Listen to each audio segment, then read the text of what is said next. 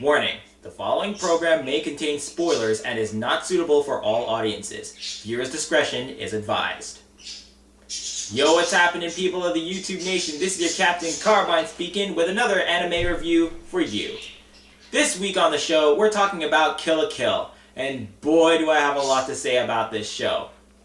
The show is crazy. I'm talking off the wall insane, from the combat to the jokes, and yes, there's a little bit of fan service, but the anime uses the fan service to its advantage, so much so that at times it even pokes fun at it, which is one of the more endearing qualities in my opinion about the anime.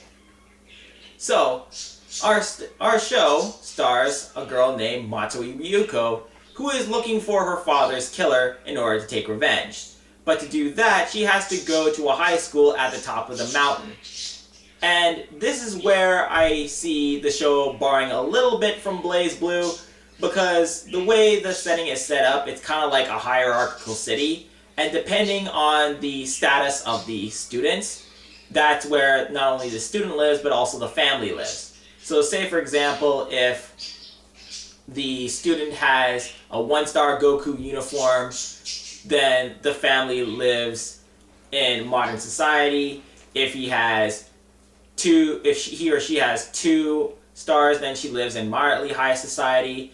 If the student has 3 stars or higher, then the student and his or her family live in high society, near the top of the mountain. And if you have no stars, i.e. if you don't have a Goku uniform, you pretty much live in the slums and the ghettos.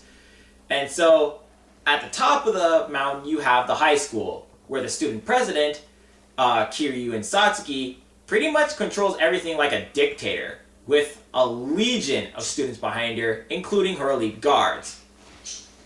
And so Matsui Ryuko has to basically fight all the elites, including the Elite Four, in order to get to Satsuki, the school president. But of course, at first, Ryuko is powerless to fight them because she has no Goku uniform. But eventually, she'll come across her own Goku uniform somewhere in her father's mansion. But this Goku uniform is not like any of the others. It's what's known as a God robe. And what a God robe is basically a Goku uniform that basically is made out of 100% life fibers. And so, I guess you can see where the gimmick is coming along here. Basically, the whole gimmick surrounding this show is that it's all based on clothing. And depending on what type of clothing you wear, that's where your powers and abilities comes in.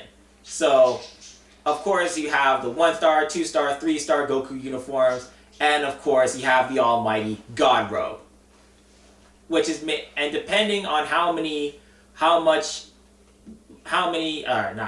depending on the amount of life fibers used in the uniform, that determines how powerful the Goku uniform is, and therefore that determines how powerful that said character is. And considering the fact that Ryuko's God robe is made out of 100% life fibers, then you can imagine just how powerful she can actually be. Now, I'm not going to get into too many details about the Goku uniforms and life fibers. That's something for you to find out by watching the anime.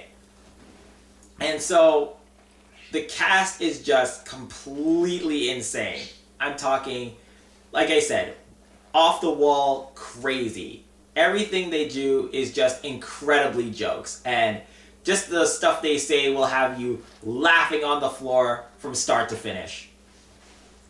And along the way of Matsui's journey, you'll meet a whole cast of bizarre and interesting characters like Mankasho Mako and her family, Kiryu and Satsuki again, Iragamaguri, Sanegeyama, and the rest of the Elite Four.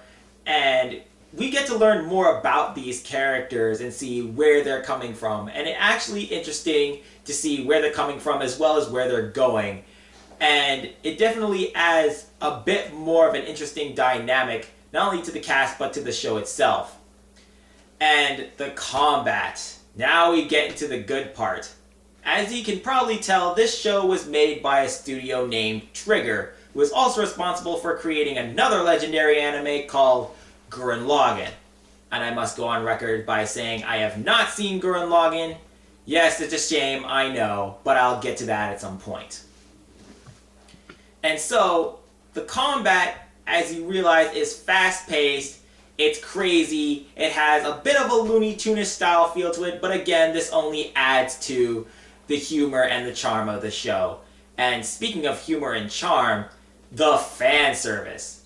Yes, it can get crazy, but here's the thing. One, it works on both sides of the demographic. So you're going to get fan service for guys and fan service for girls. And as I said before, this show is outlandish. So you can see these characters in the most outrageous situations and you'll die laughing. And finally, we get to one of the best parts of the anime, the music. The music is just phenomenal. From the rock to the orchestrated music, it is just something that you can't afford to miss. Especially one song in particular, which every anime fan by now knows of. If you can't guess by now, here's a hint. Don't lose your way. In your mind, we have to be as one. Don't be afraid, my sweetheart. This is the place to be more strong. Oh my gosh. Before My Body is Dry is probably one of the best songs in anime that I have ever heard. It's more hype than Metal Gear Rising's Rules of Nature, and it pretty much goes with everything like Guile's theme. That's how epic this song is. And so, with that being said, Kill la Kill is just a great anime. Has a great story, great cast of characters, it's zany, with a Looney Tunes kind of feel. It has a great story, it has a little bit of fan service, so I can understand if you're not into that sort of thing, but it's not so rampant that it takes away from the actual show. As a matter of fact, as I said before, the show uses it to its advantage, so much so that it even pokes fun at it, to the point where it's just humorous. And it has great music, and the combat for you action lovers out there is just bar none. It's one of a kind. And so, for this one of a kind anime, I give Kill la Kill an S rank. So, with that being said, I'll see you guys next time.